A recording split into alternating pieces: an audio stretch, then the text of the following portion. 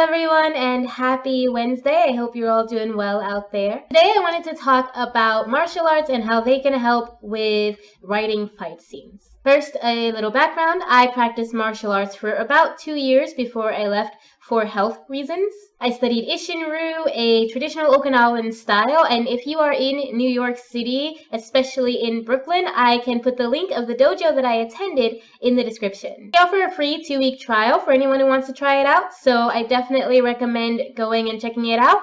I still visit on occasion, so you might even see me there. Now on to the good stuff, writing fight scenes. One of the first things we learn in martial arts is that it's not just about fighting. Martial arts is a method of self-defense on more levels than just the physical one. It teaches you to be aware of not only your surroundings, but of your own physical responses to what's happening and of your opponent if you are in a fight.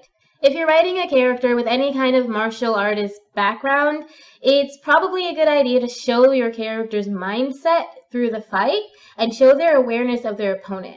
It's also probably a good idea to have your character try to find any other option before resorting to a physical altercation. It's really good to show what's going on inside of your character's head while they're fighting. Another thing to keep in mind is that every fight is unique.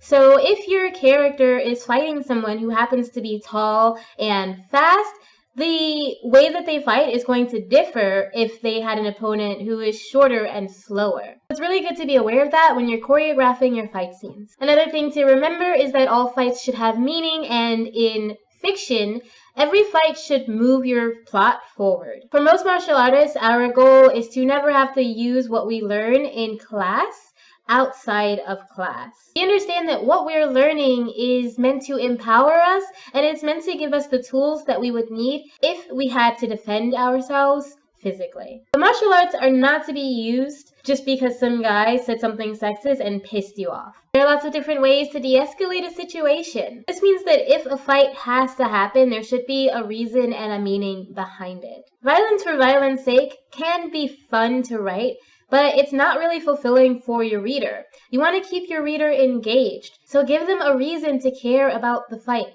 The last thing I want to talk about is that it takes years to become a black belt in any kind of martial art, and it takes even longer to become a master. I know people who have been studying for almost 2 decades, and they're still learning something new all the time. But it's unlikely that your character will master any kind of martial arts in just a matter of hours or days. It might even take more than a year for your characters to start feeling comfortable in their particular martial art. This, of course, doesn't count if your character is enhanced, uses magic, is able to download the art, but their bodies have to change as well. Even if your character mentally masters a martial art by some sort of psychic download or whatever, their body still has to be able to physically handle the movements that are required to be effective. So that's all I have for you today. Thank you so much for joining me. If you like this video, click the button below and subscribe so that you can catch me here every Wednesday. Let me know if you liked these tips, and if you want to see anything else from me or you have any suggestions, let me know in the comments. Thank you again, and remember always that I love you. Bye!